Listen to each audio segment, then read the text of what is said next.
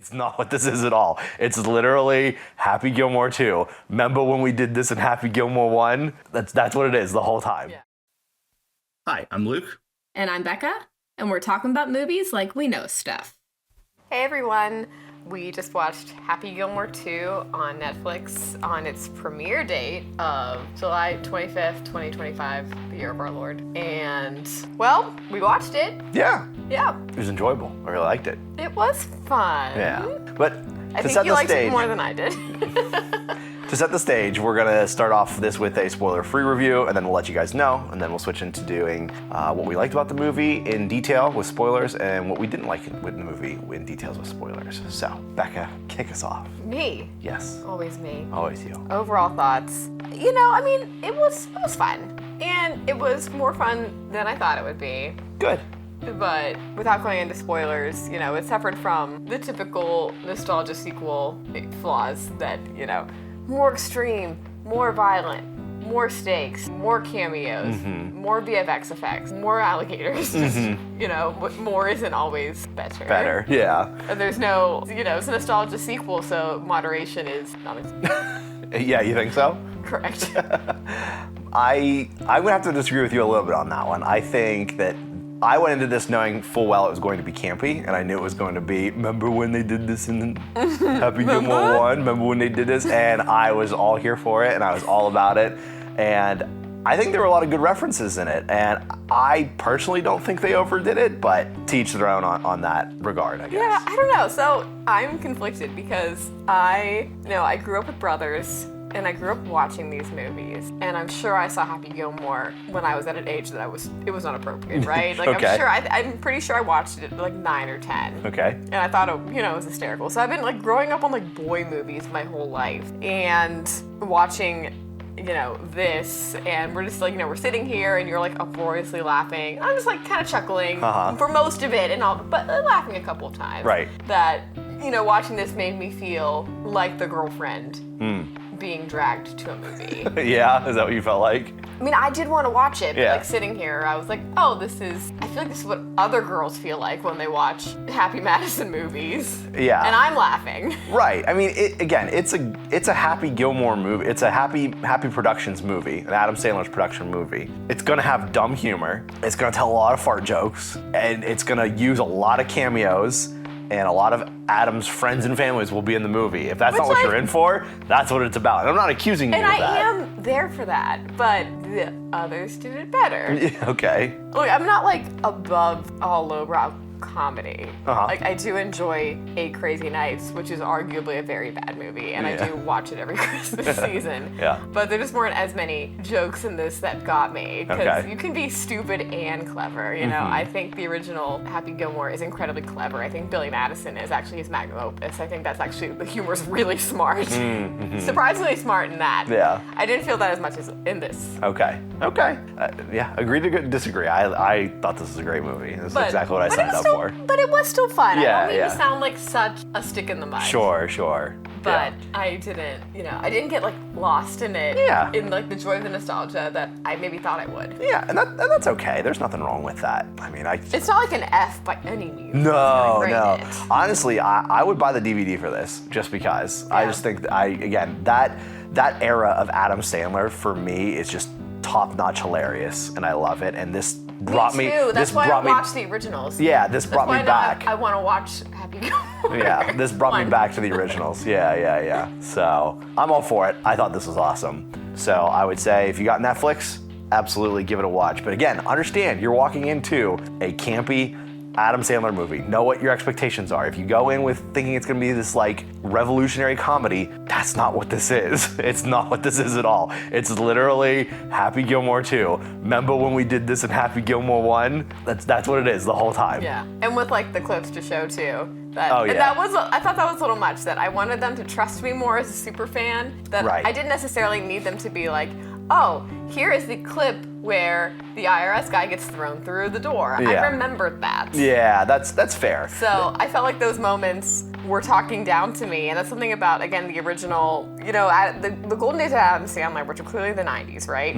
Even though they were so silly and over the top, in that like golden era, you somehow still didn't feel like you were being talked down to. Like you felt like you were in on the joke. Sure. And the excess use of clips from the original made me feel like I wasn't in on the joke. They were like, have you seen this movie, Happy Gilmore? And I'm like, correct, I have for actually many, many years. I probably could do like a one-man show at some point and act in some of my favorite scenes. Yeah, So sure. you don't need to hold my hand that much. Like Sure. this is made by super fans for super fans. That's true. That's probably a fair point. The only slight caveat I'll give to that is that it was almost 20 years ago. And again, people could just pull the movie up and watch it again the night before or the day before. But it was 20 years ago, and I appreciated, there were a couple that I was like, is that guy? Or I don't remember this guy. And then they show the clip and I'm like, oh, it was that guy. So that was a nice just in lore reference basically back to the original. That helped jog my memory on a couple of people, but I agree the majority of them were a little pandering It or just might mean- unnecessary. It just means that there were like too many cameos. There were, yeah. That they felt like they needed to be like, remember the caddy? Yeah, right. You know, so Yeah. Also, I would have liked a cameo, and I don't know if it was in here because there were so many I couldn't keep track, but this is like Muppet movie cameo levels. Yeah. But I would have liked a cameo of the guy who was his caddy, who was the homeless guy, who was like bathing yeah. in the pond. Yeah. Maybe he did get a cameo. He We might just have. missed it. I don't know. But anyway, that's a little close to spoiler territory here. Anyway, so for me, if you got Netflix, know what you're getting into, but definitely go see it if you are a classic Adam Sandler fanboy, for sure. What do you think? Yeah, sure, it's fun. Yeah. I wanted to laugh more, but it's still fun. Yeah. Okay. No, fair review. Fair review. All right. If you don't want any more spoilers, now's when you need to click off. If you're willing to hear some spoilers or hear the rest of our review because you've already seen it, Or if you're just not that concerned with the deep. yeah, it's Plot not that points. deep, but yeah, there will be spoilers from here on out. So I'll kick us off by saying I thought that the golfer cameos was a really nice touch. There were a lot more golfer references in this one. And because, Adam's got more clout now, he can pull in bigger names, and there are more golfers who would be interested in playing in a Adam Sandler comedy movie now. Yeah, Whereas that in had the to be so much fun for them. Oh my gosh, I guarantee they had a great time. I bet they all grew up watching these movies. Yes. And were having a blast. Absolutely, yeah. Yeah, this is like if you play hockey, you have to watch Slapshot. Like they're just movies that just reference sports that you just have to watch, Or like if you play football, you have to watch Remember the Titans, Yeah. stuff I mean, like that. anybody who's played mini golf has referenced Happy Gilmore last. So I'm Absolutely. sure like, golfers, talk about it all the time. Absolutely. Now, I'm not a huge, I don't follow golf super closely, but I recognize that there were a ton of modern day pros cameoed in this. And actually some of them had big roles in this movie, which is Yeah. kind of cool.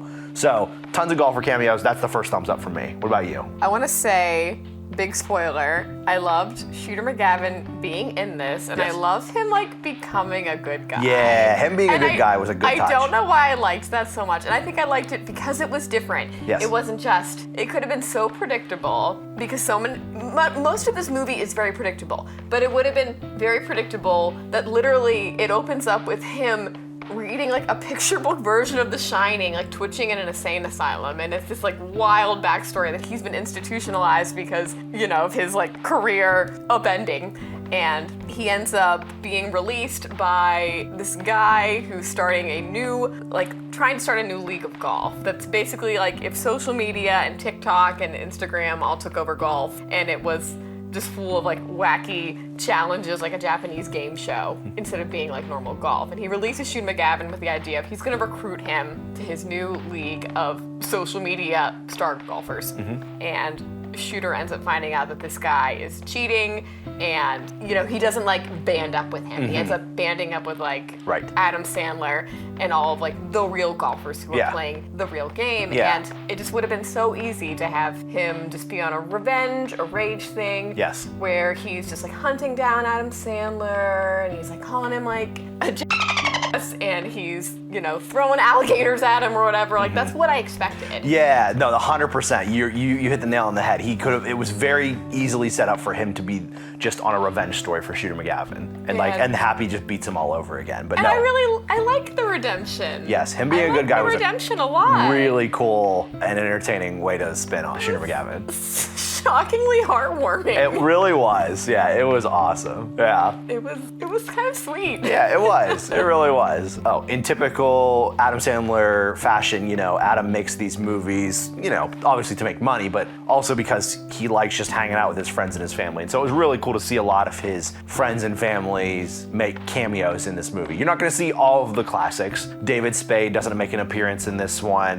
Rob Schneider's in it for like half a second, but a lot of his family was in it. Actually, I think all of his family, his immediate family was in it. Yeah, his kids and his mom was in it as well, which we found out after the fact. But that was pretty cool. I think it's his mom. Okay, we If think it's his not, mom. maybe an elderly aunt. Yeah. I think it's his mom. Okay, very good. But I appreciate that Adam is so dedicated to his family and friends that he includes them in on his projects when he has no obligation to do so. So I just love that about Adam. Just to me, he makes him feel more real, more human. He definitely has more regular guy vibes, I think, than most stars. Yeah. Because you think, what would a regular person do? They would think, oh, I'm gonna invite all my friends to come hang out with me. It almost gives me like community theater vibes. Yeah. Where you just start wanting to work with your friends. And you're Yeah. more likely to be cast by your friends because they know you and they want to spend time with you, and it almost becomes more about just hanging out. Yeah, right, exactly. Yeah, which is what he wants to do, and he does it so well, I think. So. Which, like, good for him. Yeah, absolutely. I don't have a lot of like major points, just like a couple small ones. Number one, the actress who plays Virginia is still incredibly beautiful. Oh yeah. And Some of the people aged really well in this movie. And It was I just would have impressive. liked to have seen her more just because, she's just so gorgeous. And I'm sure is a lovely person. And as far as other, nostalgia bait things, I'm not gonna lie, I did enjoy the cemetery fight when it was like the same choreography between, the fight he had with Bob Barker in the yeah. original. Again, I feel like my next comment on that is going into a negative. So Okay. for positive, I'm going to say that, yes, I did enjoy the choreo coming back. Yes, That yeah. I would have enjoyed that more, than the various like clip references I was getting to say, remember Remember when? Yeah. That to me was a good remember when instance. Sure. Where you didn't have to spell it out for me, but Yeah. I was like, there's like the punch, and the miss, and the kick, and he's on the ground, and the chokehold, and I know this. Yeah, you know this scene, right? I know Yeah. the scene. Yeah. With that, I think we'll transition into what we didn't like about the movie. And I don't think this list will be super long, but I think there'll be some valid points here. So go ahead, Rebecca, kick us off. I feel like my list is always longer. Is it longer? That's okay. Some of these are, I think, legit criticisms, and others Okay. are me just giving too much thought to an Adam Sandler movie. Yeah, I think that'll be most of. But I'd say, again, going to the fight in the cemetery, I thought the Cemetery of Nostalgia was fun, but I didn't need like pictures on the gravestone. Okay. You could have just had names of people.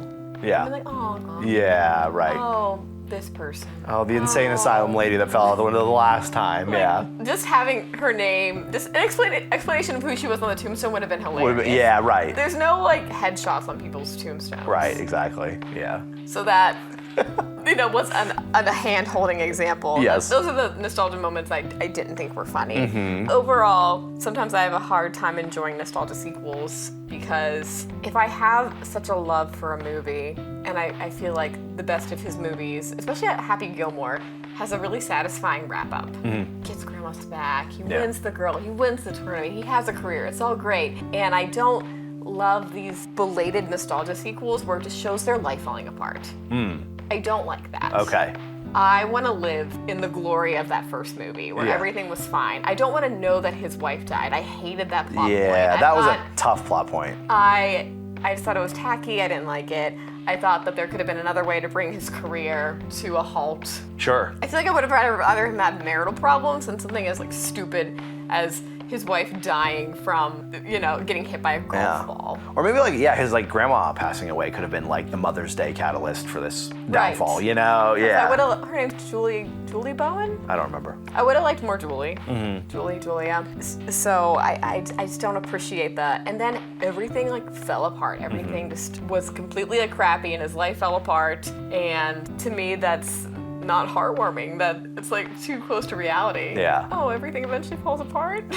I can't just live in the epilogue of this movie from the 90s because Right. that's kind of what I wanted to do. Sure, yeah. But I never sat around and said, oh, I wonder how the rest of Happy's life went. I wonder how many kids he had. I wonder if his sons were stupid. I wonder if his wife was dead. Yeah. I wonder if his daughter was way too understanding of his severe alcoholism. Yeah. He's a mess. She's like, it's fine, Dad. I'm just gonna learn to flatte on the front porch with the the gym teacher from the local rec The center. local Boys and Girls Club, yeah. I'm satisfied. This is enough for me. Yeah. Well, I mean, that's what drives him, makes him want to be better and to earn some money or whatever. But I think, honestly, my major criticism of this is that they maybe tried to fit too much into too small a space.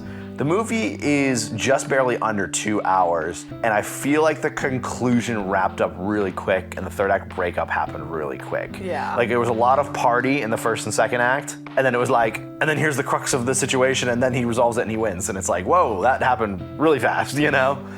So I think that's honestly just my major criticism of it. It felt a little fast for me. But also, I don't know if I want to sit around for a 2 hour, 2.5 hour, 3 hour Adam Sandler movie. So maybe too much cameo, too much party in the first 2 acts. Yeah, maybe too much padding. To me, I felt almost 2 hours runtime. Did you? I felt it. Yeah.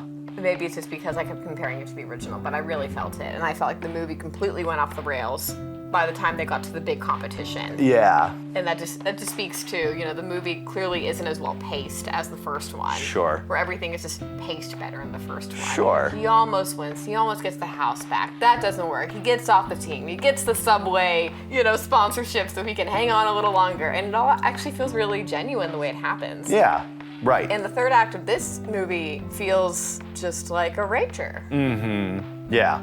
Yeah, that's totally fair. That's totally fair. I just can't get over how quickly the breakup and resolution happened. That's honestly the only thing I can really critique about this. Again, What do you consider the breakup? Like, what do you think was the breakup moment? The breakup moment was basically, it was a little drawn out, it was a little bit of cohesion, but it was Mother's Day in combination with, it comes down to he has to win the tournament, otherwise golf's gonna get, shut down forever. Or nobody will care about it. Or nobody will care about it, Everybody I guess, will care about whatever this new, whatever the stakes were, kind of, were a Yeah. little ambiguous, but yeah. the new version Right, of golf. exactly. So that to me was like the third act breakup / crux of the problem kind of situation. I guess there really wasn't truly a third act breakup where Adam curses his caddy out and they separate for like 30 seconds and then come back and go, oh, I'm sorry, man. None of that really happens. The breakup was unclear. It was to me. It was Mother's Day. So was Mother's Day. It's like he breaks up with golf again and he because doesn't of Mother's make Day. the team, and then immediately Haley Joel Osment decides to leave the bottom, like the top 5. So then Adam's back on the team. Yeah, We're good. right. He knows he's gonna play anyway. Yeah, and now let's yeah. go find the lesser version of Chubbs Yeah, right. for motivational Slim. mini golf talk. Yes. So honestly, that's really my major critique. So I'd love to hear a couple more of yours. And again, I think most of yours are probably you're putting too much weight into an Adam Sandler movie, but I'd be curious to hear what you think. Even with my anal retentive critiquing of movies sometimes, I was still thinking, this isn't that deep, I don't need to write that down. Right. Exactly. I mean, If I wrote down every joke that I don't think worked, this would be really boring to listen to and it'd be Sure. very boring to talk about. But Yeah. in general, I think the movie suffered from pacing. sure, I would agree with It that. suffered from like a big pacing issue, and I feel like his originals, they did a better job of pacing sentimentality and humor. Sure. Yeah. That he always played the same character, but you always wanted him to win. Right. He always played the same character, mainly being psychos or rageaholics with an incredibly empathetic complete- and kind nature. Or complete dunces. Yeah. Or idiots also with this incredible Yes. spirit, Yes. right? Yes. And this movie, I don't think could do that. That I didn't feel, the movie didn't stop with the cameos and the jokes and the bad VFX effects enough to really make me feel like the love he had for his children and how much he missed his wife. Yeah. And how much these things were wearing on him. That Sure. he used to be in a position of prominence and he was taking care of his family, and then it all fell apart. Yeah. And I'm not expecting like this incredibly dramatic performance about his like sobriety journey. Sure. But there was still more of a glimmer of heart, even in the most ridiculous movies, that you still knew, oh, he really, really loves his grandma. He really Yeah. loves his dad. He wants Yeah. to make him proud. Yeah. And I knew what the motivations were, but they just weren't as poignant as I think they were in his golden era movies. Sure. Yeah. And I would have liked that I think if we can bring back the goofiness for nostalgia, we should also bring back the heart. Sure. Because they did exist in those very silly movies. Yeah. No, that's true. I think that's a fair critique. That's a completely fair critique. So, Yep, I get you. All right, well, with that review, I think we have to put numbers to movies now. And I went first last time, so you get to go first this time. Out of 10, what do you think? Is this a home run drive, or is this a shank into the woods? I'm gonna give it a 6. A 6 out of 10? I will give it a Okay. 6. Go ahead, It explain. doesn't sound very well. I think it's a little below average because of the aforementioned pacing issues and the lack of streamlining Sure. that the movie really needed to be more in the spirit of the original. That you could still be really, really over the top, but be a little more concise. Yeah. And a lot of things in the sequel felt like too much too soon. Yeah. Everything Everywhere All at Once, whatever that movie was, that movie had less going on in it than this one. All right, okay. Yeah, that's totally fair. That's totally fair.